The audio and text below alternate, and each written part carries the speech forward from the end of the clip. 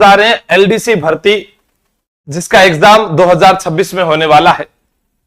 अब बहुत सारे विद्यार्थी जो है वो इस बात को लेकर कंफ्यूजन में है कि सर ये जो सीईटी जो है ये तो हमने पास कर रखी है, लेकिन जो ये एलडीसी की भर्ती होगी इसमें जो पद आएंगे वह पद जो है पिछली सीईटी एग्जाम में जुड़ेंगे या फिर आगे सीईटी का जो एग्जाम होगा उसके अनुसार जुड़ेंगे, या फिर मैं एलडीसी लग जाता हूं तो मेरे पास में आगे क्या क्या है।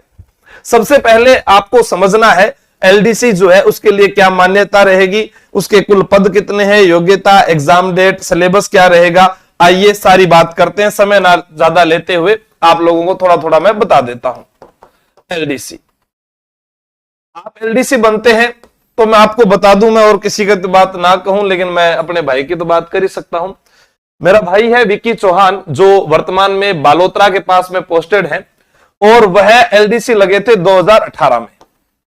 कब चयनित हुआ वो? विक्की 2018 में चयनित हुआ और वर्तमान में वो यूडीसी बन गया और अगले वर्ष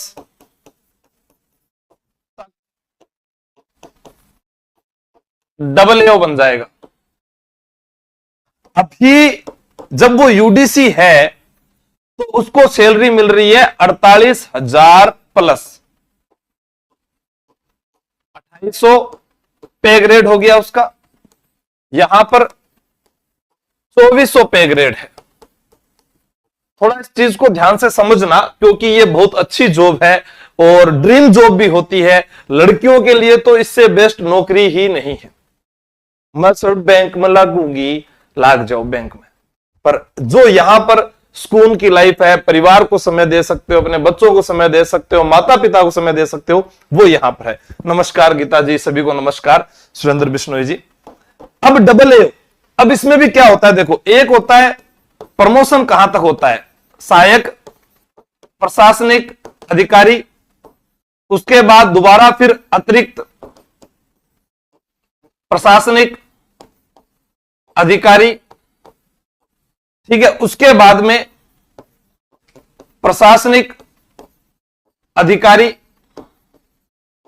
और उसके बाद में संस्थापन अधिकारी, संस्थापन अधिकारी जो है यहां तक आप जा सकते हैं, ठीक है।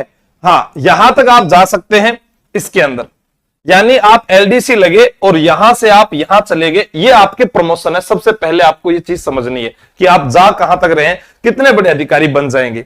यहां तक अभी ये सैलरी है और ये किस में है, 7वें वेतन आयोग जो है। अभी यहां पर मैं आपको बता देता हूं, जब 8वां वेतन आयोग लगेगा ना, 8वां, ये तो कौन सा है, 7वें के अनुसार, 8वें में और ज्यादा, यानी बाबू भैया पैसा ही पैसा होगा, सिर्फ गिनने के लिए मशीन लानी पड़ सकती है, वो थे ले भी होगा। तो एक तो चीज ये आपने समझ ली पहली कि इसमें किस प्रकार से प्रमोशन होंगे, ठीक है। ये AA ही होता है, ठीक है। यहां पर अपने बात करते हैं कि जो असिस्टेंट अधिकारी हो गया और फिर अतिरिक्त जो होता है उसे एडिशनल बोलते हैं, फिर आपके पास AO आ जाता है, फिर एक पोस्ट और जाती है। अब बात करते हैं कि मुझे एलडीसी बनना है, क्या करना पड़ेगा जी। एलडीसी बनने के लिए सबसे पहले 10+2 यानी 12वीं पास आप सभी लोग हैं, कोई दोराई नहीं है, ठीक है। उसके बाद सीईटी पास, ठीक है। अब सीईटी जो है ये आपको पास करनी पड़ेगी। उसके बाद एक RS CIT डिप्लोमा या इसके समतुल्य, या इसके समतुल्य, यह आपको योग्यता रखनी है। इसके अंदर भी आपके पास में 2-3 चीजें आनी चाहिए। जैसे मान लीजिए कि इसके अंदर जो एलडीसी के अंदर है, तो पुरानी सीईटी के आधार पर भर्ती होगी। पुरानी सीईटी से हम नए बच्चों का क्या होगा, कुछ नहीं होगा, थार खातर फिर दोबारा पेपर होसी, बी के अंदर फिर भर्ती आसी। अब देखो इस एलडीसी का आपको फायदा क्या मिलेगा। जैसे मान लीजिए एक विद्यार्थी है जिसको जीके के 50% मिलेंगे, उसी विद्यार्थी को मैथ के 50% मिलेंगे, और उसी विद्यार्थी को विज्ञान के 50% मिलेंगे। यह तो है पहला चरण, परीक्षा का पहला चरण जो है उसका एक पेपर है। और इसी के अंदर हम बात करते हैं दूसरा जो पेपर होता है उसमें हिंदी और अंग्रेजी आती है। बहुत सारे विद्यार्थी कह रहे हैं सर मेरा पेपर बिगड़ गया, पुलिस का पेपर बिगड़ गया, चतुर्थ श्रेणी कर्मचारी का बिगड़ गया। जीवड़ा आपने पढ़ा होगा 75% इसके आएंगे, 75 इसके आएंगे, यानी 150 अंक जो है वो आपके इसमें है। और मेरिट जाती है बहुत ही कम। मेरिट बहुत कम क्यों जाती है? इंग्लिश थोड़ी सी हार्ड आ जाती है, हिंदी भी हार्ड आ जाती है, इधर मैथ साइंस भी हार्ड आ जाती है, तो फिर मेरिट तो कम जाएगी ना। लेकिन मैं तो सर पुराना पेपर कब हुआ, मैं आपको 2018 से बता रहा हूं, ठीक है। उसके बाद में जो भी एग्जाम हुए हैं 23 वाले हो गए या अब वाली बात करेंगे अपने, तो आपको ध्यान रखना है कि पुराने पेपर आपको याद होने चाहिए कि सर 2011 में भर्ती हुई, वो भी आपको पढ़ना है, ठीक है। तो ये तो आपके पास में सारी चीज आ गई, ये एक प्रक्रिया हो गई। पुरानी सीईटी के आधार पर भर्ती होगी, आपको बता दिया। आप यहां से लगेंगे, ये आपका ग्रेड पे रहेगा, इस प्रकार से फिर ग्रेड पे बढ़ेगा और ग्रेड पे बढ़ते बढ़ते आप यहां तक पहुंच जाओगे। ये आपके पास योग्यता और ये चीजें आपके पास होनी चाहिए। अब जब 8वां वेतन आयोग लग जाएगा तो इसको सेकंड सीन में भी करते रहना, ठीक है। 8वां वेतन आयोग लग जाएगा तो अब यहां पर जो ये देखो चाहे लेवल 5 के अंदर इसको गिनते हैं, उसके बाद में वेतन जो है यहां तक जाने के चांस है आपका, ठीक है ना ये। और उसके बाद धीरे धीरे जैसे जैसे वेतन बढ़ेगा, जिसका लेवल 18 होगा वो 6,15,000 रुपए भी कमाएगा। ये किसके पास होगा? हम नहीं तो हमारे में से कोई होगा, आप नहीं तो आप में से कोई होगा। इसलिए 8वां वेतन आयोग जब लगेगा तो मिनिमम बेसिक सैलरी जो है वो हुआ करेगी 44,280 रुपए।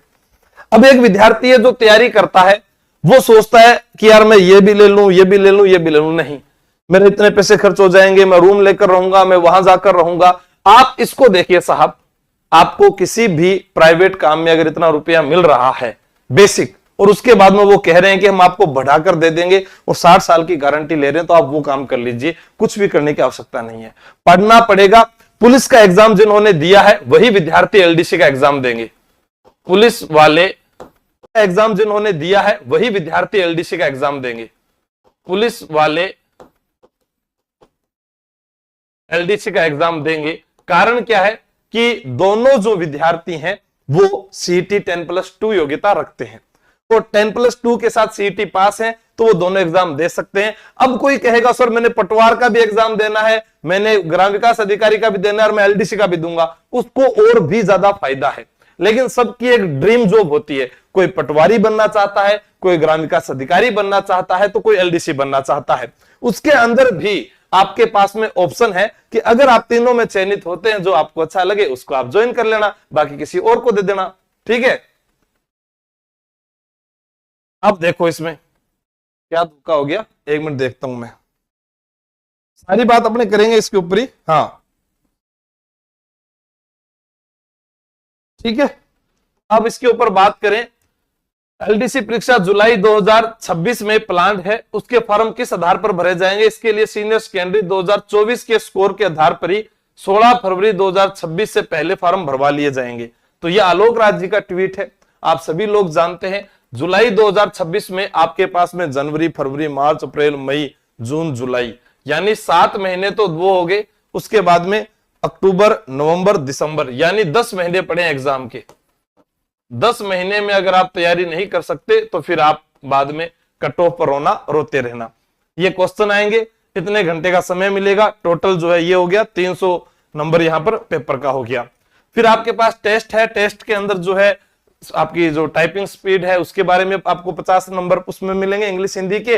और फिर जो आपकी दक्षता परीक्षा होती है जिसमें आपको वर्ड में, एक्सेल में किस प्रकार से फाइल बनानी है, जैसे आप एक एप्लीकेशन लिखते हैं तो वो चीजें चेक की जाएगी कि आपको आती है या नहीं आती है, वो आप बाद में भी सीख सकते हैं।